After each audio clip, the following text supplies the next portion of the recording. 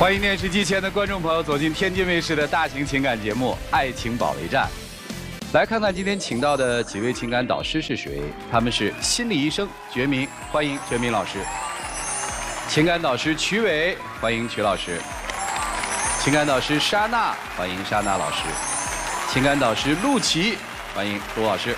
好了，接下来来看看他们如何帮助今天的嘉宾朋友走出自己的情感困惑吧，了解一下这一对的基本情况，请看。我们结婚的时候，他刚刚20岁，还比较小。现在有孩子以后，跟他父母和姥姥住在一起，让我很困扰。因为我工作比较忙，照顾不到家里，跟老人住在一起，我觉得挺好。每天上班很早，他有时候半夜回来，经常影响我跟孩子休息。我觉得就是他年龄太小了，很多事情不能理解我。我希望拥有我们自己的家，但他迟迟不愿意，还说我不懂事，我不能理解。有请这对夫妻，有请。燕先生32岁，来自四川，婚庆负责人，有请小燕，有请。主持人好。刘女士23岁，来自四川，医院护理，有请小刘，有请。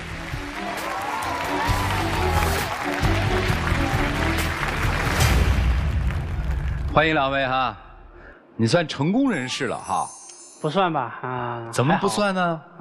你32，他23是吧？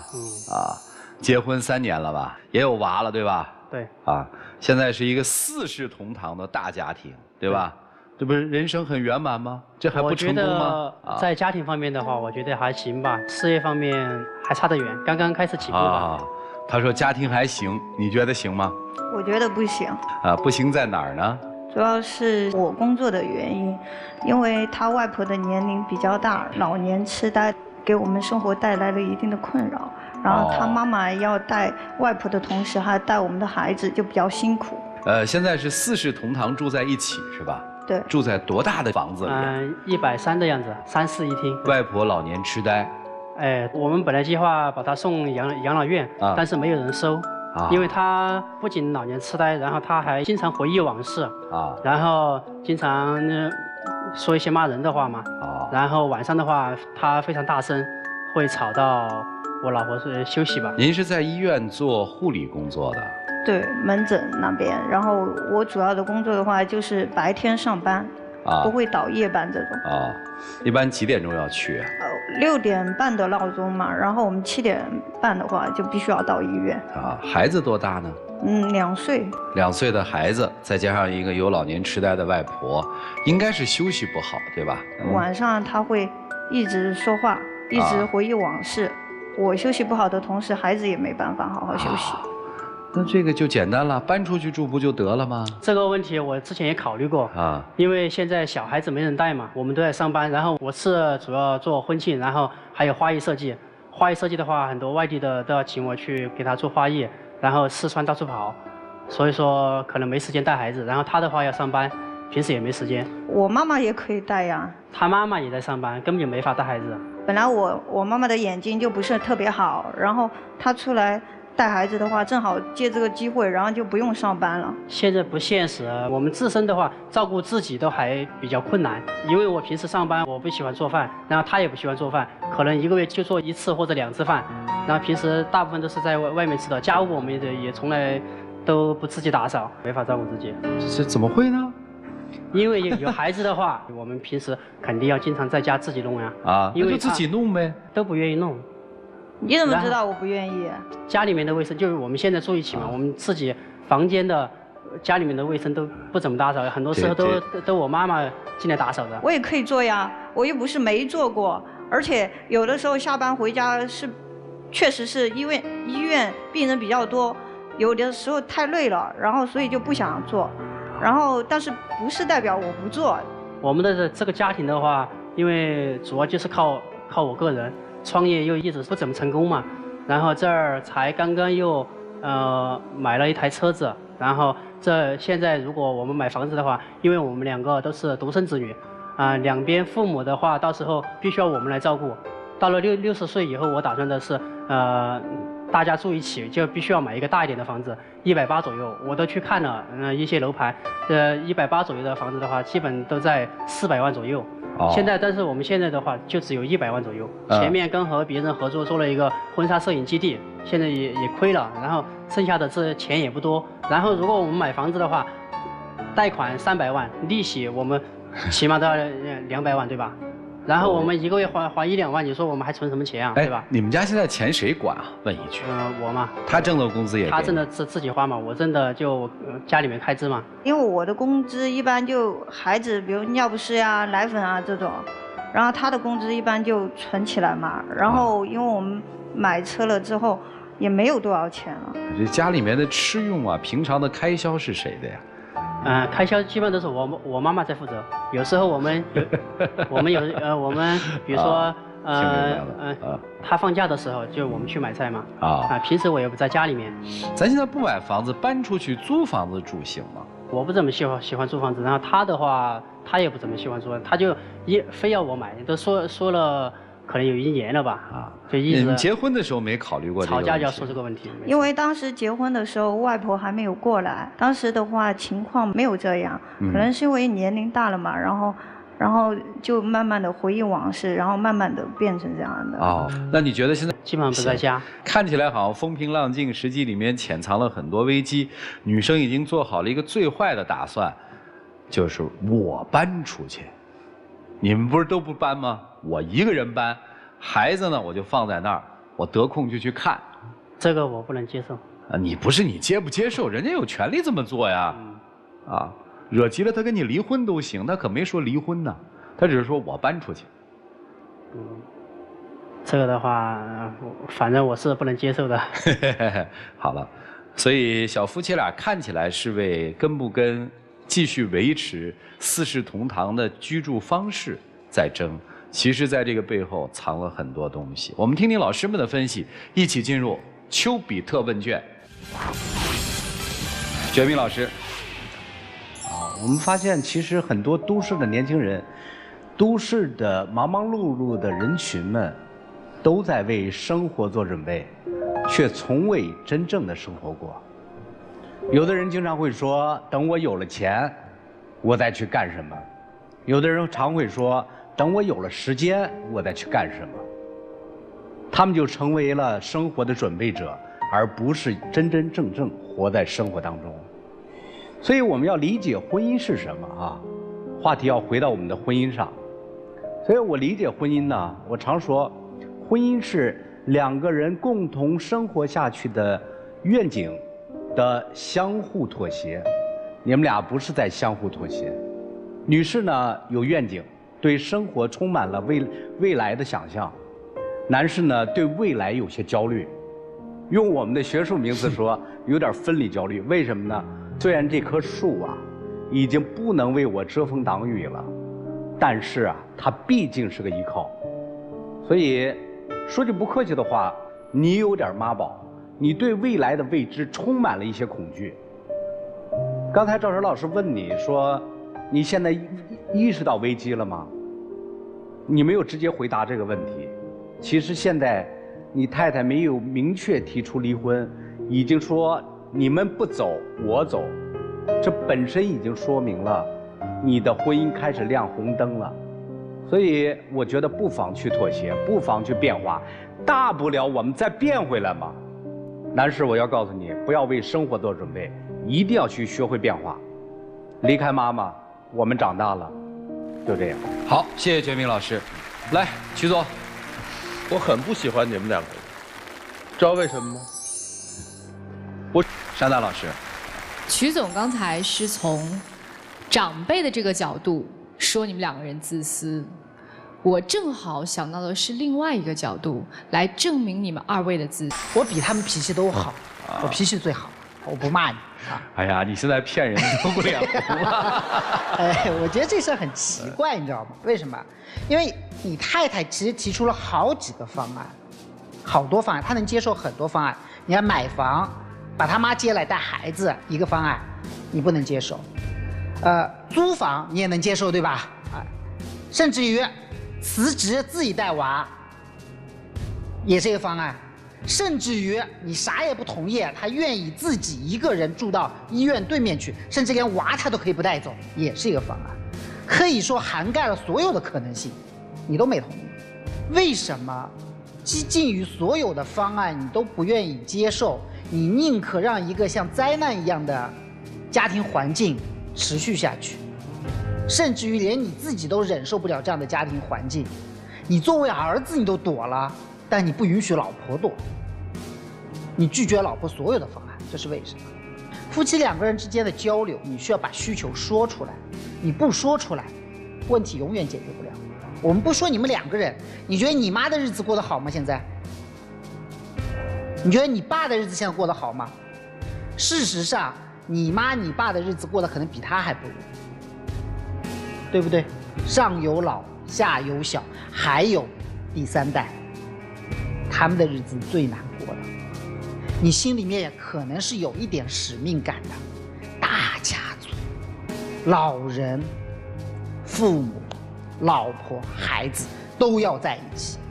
问题是大厦将倾啊！你爹妈在这个环境里面可能也是趋于崩溃啊，你太太已经崩溃了，孩子未来越来越有意识的时候，会不会也崩溃啊？你扛不住嘛？你自己也知道扛不住，不然你躲什么？我觉得你们两个人之间，或者你们整个家族之间，是一个沟通的问题。你们现在不应该是你们两个人之间聊这个事，你们应该整个家族一起坐下来谈一谈这个事情。什么叫面对？面对就是撕开，把所谓的使命感、所谓的大厦、所谓的大家族、所有你觉得我要坚持的那个什么孝顺啊东西都撕开，崩溃了吗？已经，每个人都在崩溃，或者在崩溃的过程中。为什么？你和你父母聊过这个事儿吗？你有和你的父母和他，甚至于和他的母亲在一起聊这个事儿吗？你有真心的问过他们未来是不是真的都愿意住在一起吗？所以啊，小伙子，我给你的建议很简单，我跟前面几个老师几乎是一个意见，你不用坚持自己内心那些虚妄的东西，你要真正的去聆听自己家里那些人，让爸妈和太太一起坐下来开一个家庭会议。你不是这个家庭的主人，你只是这个家庭的一份子。就这样，谢谢陆琪老师。听懂没？听懂了，但是我对4位导师的意见不是很同意，他们的看法我觉得不是很认同。我们今天核心讨论的不是谁对谁错，谁正确，我们的核心是面对这么一个难题，一个32岁的年轻人和一个23岁的妈妈怎么去破局，而不是讨论谁的想法对，谁的想法错，有意义吗，兄弟？哎，我发现他其实没有觉得自己遇到一个难题，没有，他是觉得他一点都没觉得，因为他觉得他没有看到危机，对，他总觉得这个女人是在吓唬他。咱别拿自己的那个想法，你面对问题你刻舟求剑啊，你解决啊，你给人一说法啊。你认为他能忍吗？他可能真有一天他就走了。他做得出来，因为人是有一个极限值的，你想过这个吗？你不是一个控局的人，你们俩一起过日子，凭什么你控局啊？家里的这个妈妈带着外婆，是我们搬出去了，我有钱的情况下，我再帮妈妈请一个保姆来，和妈妈两个人共同照顾这个外婆，是对妈妈的孝顺，还是我住在这个家里，让妈妈天天看着我骂人是个孝顺？哪个是孝？哪个是孝？咱就说孝这一个字儿，哪个是解决问题的方法？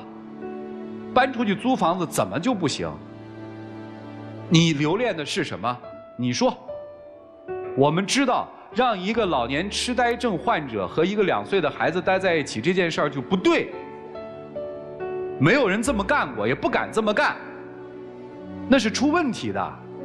妈妈一个看不准，你不知道那个老太太对那孩子做什么。这个不会，可能之前我没讲，他的话一般就是躺床上，他不会自由活动。小孩跑过去了呢？门是关上的。2岁的孩子马上就能开门了。你带过孩子吗？他的话还是比较听话，他不会听什么话呀？所以说你的生活全靠就是想象。你是完全想的，你没有带过孩子，你知道吗？但是实际就是这样啊。实际行是个局外人，所以他现在实际上面是什么？你们怎么受苦没关系，我按我的主导来。那你这样的话，他有一天迟早会跑。没有人天生就会围着你转。想想别人的建议，别那么固执。一起进入真情60秒。我觉得，如果出去租房子的话，非要出去试一下的话，也可以试一下。我只是觉得，可能我们出去租房子的话，对于我们自己。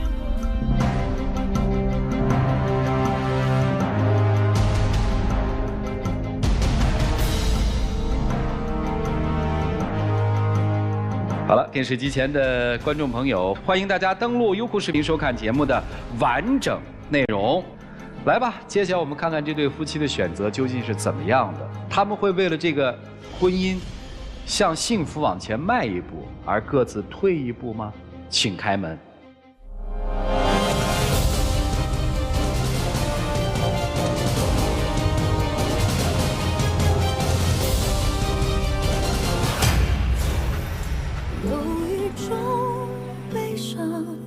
他怎么能这么固执？搬出来，租房搬出来就不行？所以我觉得没什么，他们可以做他们自己生活里的选择。所有好的婚姻，或者人家说成功人的关键，有一点叫灵活性。面对生活的时候，我们不是预想下一秒会发生什么，而是灵活地处理我们现在已经面对的问题。处理问题的关键是什么？是这个问题出现了，我要把它解决掉，而不是掩盖它。好了，一切都供这对夫妻去做参考吧。来了解下一对夫妻的基本情况，各位请看。我们认识没多久就结婚了，算闪婚。现在有了家庭，有了孩子，却遇到了很多的问题。我全职在家带孩子，他经常说忙工作不回家，我不知道他到底怎么想的。我工作压力很大，所有人都想让我换一份工作，但是哪有想的那么容易？他总是太看重物质，这样斤斤计较的日子我不喜欢。过日子就要精打细算，我不觉得我做错了什么。有请这对夫妻，有请。杨先生31岁，来自四川职员；刘女士31岁，来自四川，全职妈妈。有请两位，有请。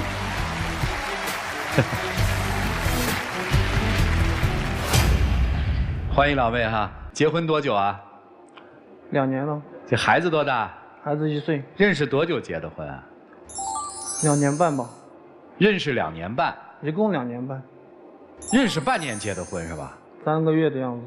3个月的算闪婚是吧？对。现在你自己全职在家带孩子啊？可以这样说。孩子还行哈，带的。挺好的。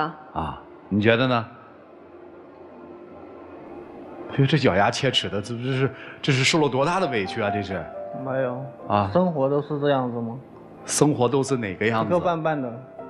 啊，他这个人的性格就这样，在家里面就是随时随地我欺负他一样，就这个表情。那就是你欺负了人家了呗，那就是你欺负了人家了呗。没有啊，谁要来的？我。怎么了，兄弟？说吧。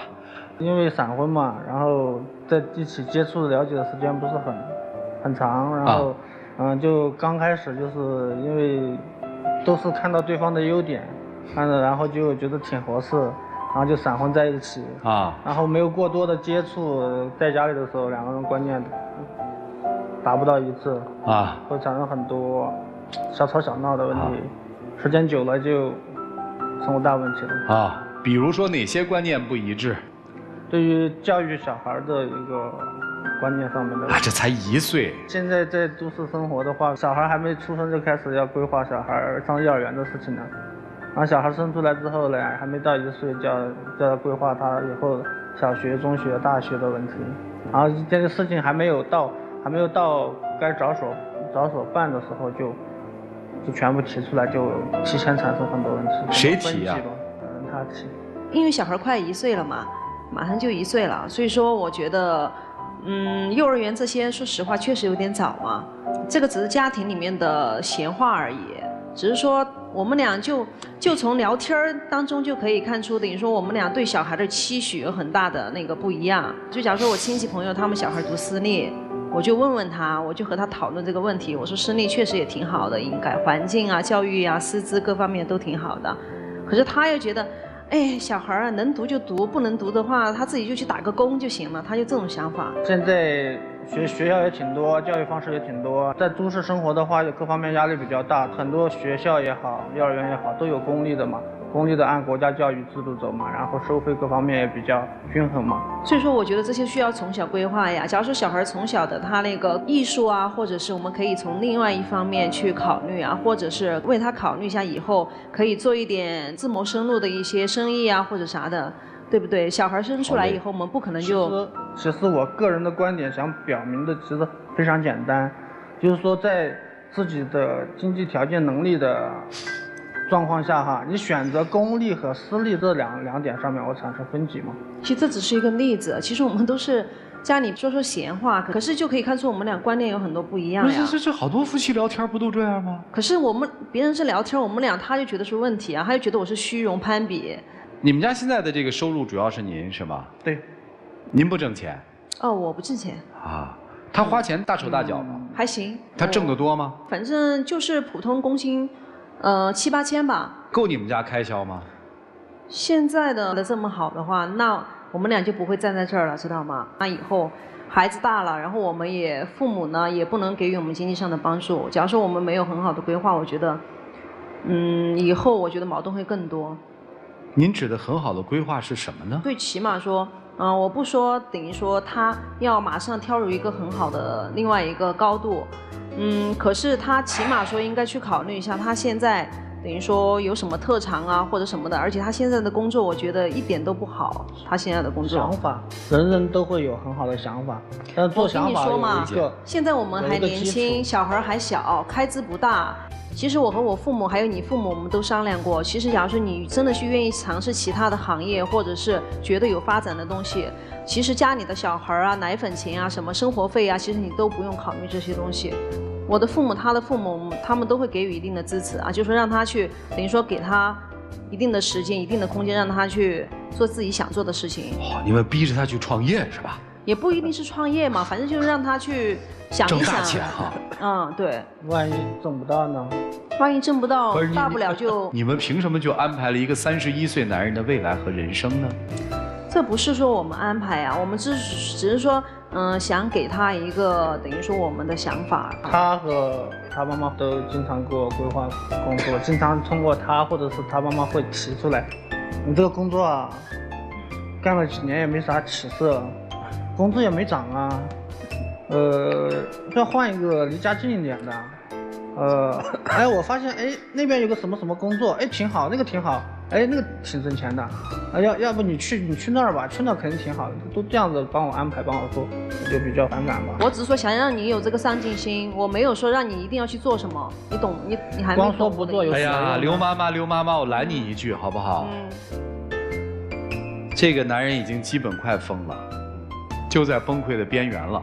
其实我们就这么短一点时间，简单交流一下，已经发现问题了。没有什么对和不对，只要是你说的都是错的，这个就麻烦了。就是家里面的老婆说任何一句话，不管对错，只要是你说的一定是错的时候，可就麻烦了。为什么会产生这样的呢？真是那个了解不够吗？也不是。我觉得他心里有气。你听听他们的分析吧。好吧，我们一起进入丘比特问卷。全民老师，我觉得两个人的姿态，我觉得很有意思啊。这个男士呢，像一个犯了错误的孩子；女士呢，像一个趾高气扬的妈妈。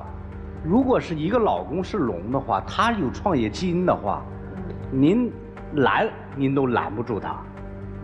就像一个孩子一样。他在学习的时候，这孩子的资质就是平常的一个资质，你非要让这孩子考名校，这是不可能的。我觉得在婚姻当中很大的一个问题就是，你得接纳他原本的样子，而并不是您跟您妈妈、他妈妈去规划。就是您现在有点焦虑，焦虑是担心未来怎么办，杞人忧天叫焦虑。你现在就是有种这样的想法。可是我们现在你没有活在当下，所以你逼着你老公现在怎么？现在晚上不敢回家了。我没有逼他呀，我都说了，我只是说想鞭策着他，我没有说要逼他去做一个很大的。你只是换了个词而已，小鞭子都抽上了，还不叫逼呀？他都不回家了，还不叫逼呀？你老管他，他就变成一个逆反的孩子。所以我觉得你对他的期望太过高了啊！其实说白了，还是对未来的焦虑，对未来的某种不确定性。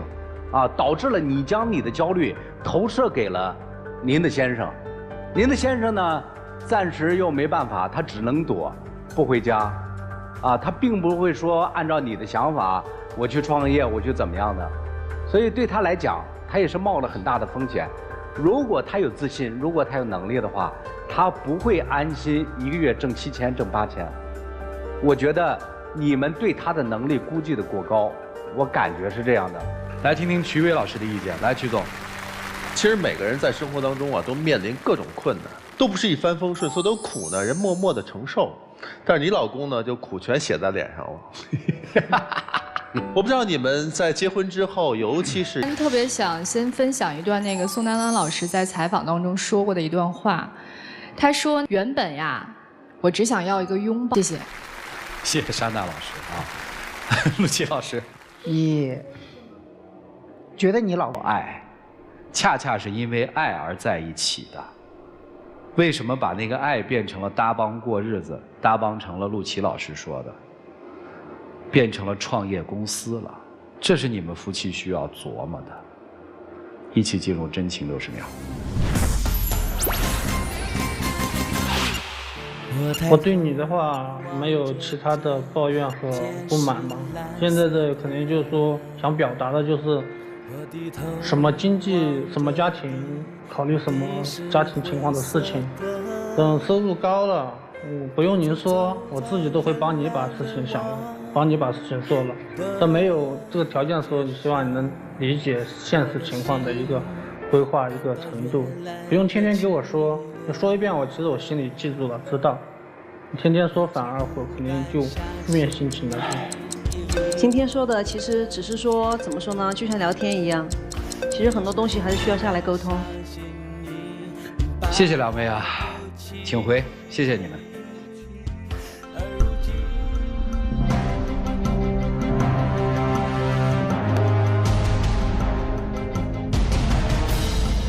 电视机前的观众朋友，我们节目的唯一官方报名热线是0223606301，有情感困惑的观众可以来电报名，不收取任何费用，小心被骗。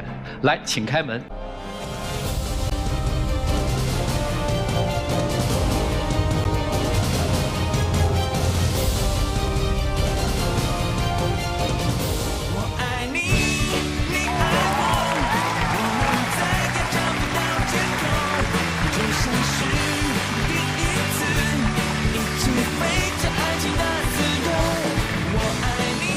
来，我们一起见证属于这对夫妻的浪漫时刻，一起进入爱情保险记。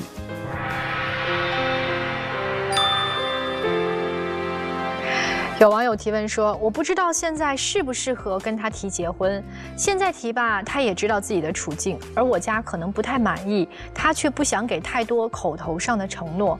不提吧，我家又觉得我还傻傻的等他，我只想好好的，有那么难吗？请问老师，我该怎么办？你只想好好的很简单呀，那就经营好现在的感情，结婚不是唯一的解决方案。”